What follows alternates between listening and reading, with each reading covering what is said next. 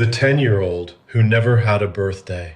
When I first met Leo, he was 9 years old.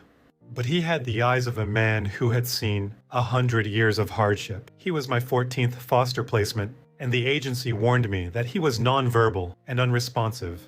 For the first 6 months, Leo lived like a ghost. He wouldn't look at me. He wouldn't ask for anything. If I gave him a toy, he'd hide it under his mattress, like he was waiting for someone to come and take it back. Then June rolled around. I checked his file and realized his 10th birthday was on a Tuesday. I asked him what kind of cake he liked. He just stared at his shoes and whispered, "What's a cake?" My heart didn't just break, it shattered. I spent that entire Monday night decorating the living room. I blew up 50 blue balloons. I hung a massive banner that said, "Happy birthday, Leo." I baked a chocolate cake that smelled like heaven. On Tuesday morning, I walked into his room and sang happy birthday. Leo didn't move. He just looked at the balloons in the hallway with pure confusion. "Is this for the other kids?" he asked. "No, Leo," I told him. "This is all for you. You're 10 today. That's a big deal." I led him into the kitchen where a single wrapped box was sitting on the table. It was a Lego set, the one he'd been staring at in the store window for weeks. Leo didn't open it. He just sat there, touching the wrapping paper with one finger, very, very gently. "Is it